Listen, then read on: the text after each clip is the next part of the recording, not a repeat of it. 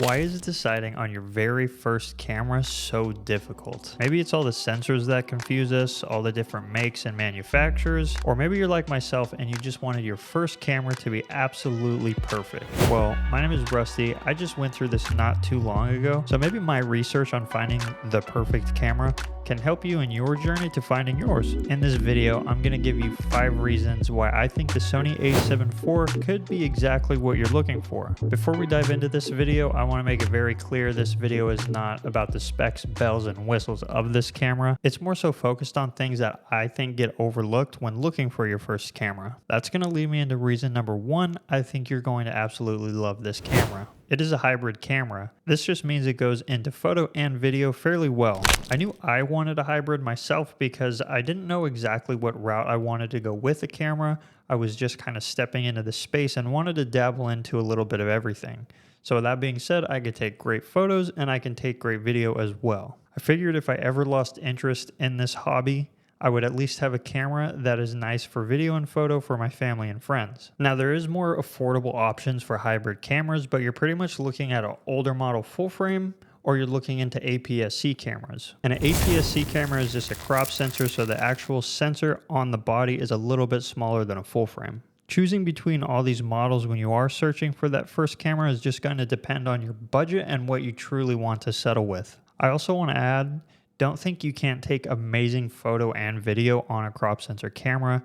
They make some very awesome APS-C crop sensor cameras that can nearly do anything that the A7 IV can do, minus a few things like low light and just stuff that we won't go into this video, but you can get amazing quality out of a crop sensor camera. If you are considering a crop sensor camera, I would look into the Sony A7iv, the Sony ZV-10, or even the Sony FX30 if you truly know that you want to go down the video route. Reason number 2 is functionality. Make sure to look at the functionality of every camera that you are considering before you actually pull the trigger. Again, when I say this, I do not mean the specs of the camera. I mean the button layout, the comfortability in your hand, the shortcuts the cameras may or may not be able to do, and the list goes on. I personally thought the A7 IV was great for me because I had a Sony ZV-1 as my very first camera a few years ago, so the button layout on the A7 IV is very similar to this ZV-1 that I had. Now obviously these are two very different cameras,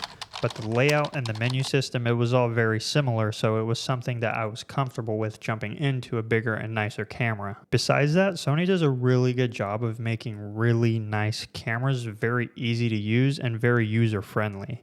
Not all makes and manufacturers are going to make the cameras like that. If it's an option for you, I'd highly recommend going to a store and getting a feel for the camera that you were considering. I wish I was able to do that, but because of my location, I wasn't, so I just kind of had to pull the trigger on something I could only look at. Reason number 3 is ecosystem. Now, in simple terms, the ecosystem is just how everything is going to work together and what exactly you can and cannot use for the body that you do decide to go with. This is something to heavily consider when you are choosing the camera that you truly want to go with, because once you pick that camera, you're most likely going to want to stick to that manufacturer for the rest of your journey. You may like certain gadgets and gizmos that you see online that may not necessarily work with the camera that you end up going with. Say you and your buddy are out and about and you see him vlogging and he has a Sony ECM B10 shotgun mic, and you hear the audio of this thing and you just absolutely fall in love. Well, now if you get a different manufactured camera, this shotgun mic is not going to work with it. Shoot, it's not even going to work with all Sony models. So this is just an example to give you an idea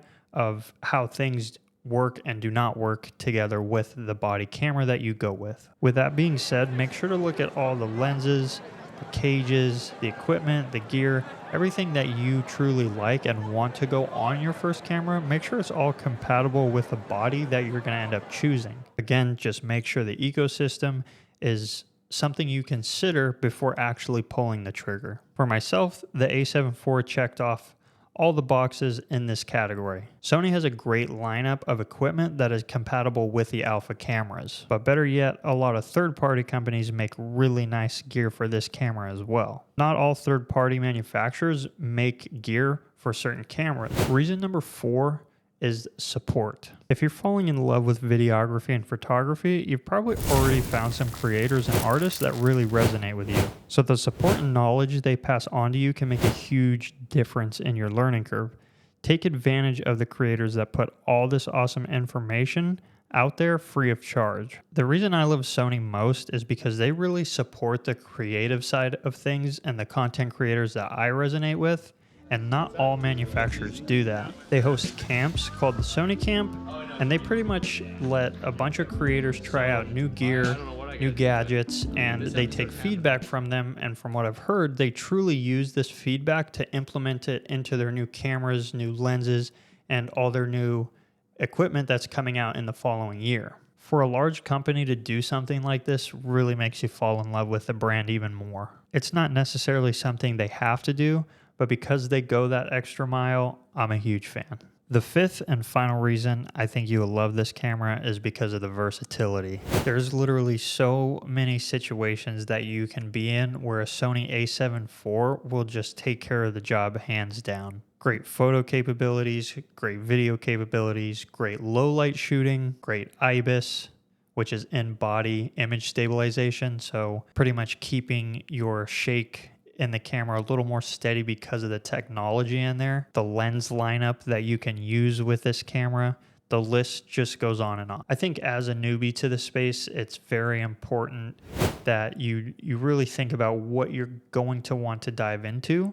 Whether that be photo or whether that be video, or you may not know, just like I didn't, and you want to get a hybrid to take care of every aspect. When you do choose a hybrid camera, the versatility, you just can't beat it. And like I said, I'm not going to go into specs in this video. There is plenty of videos out there on YouTube, but what you're getting for this price point of a camera is truly amazing. Thank you guys for joining this video. I really hope it helps you on your journey to finding your first camera. I've got some cool videos on the way. We're gonna do a studio tour, so I just set this space up. I wanna show you guys and dive into everything that I've gotten here, as well as possibly a second interview. I posted it in the community tab of who it may be with, but stay tuned on that.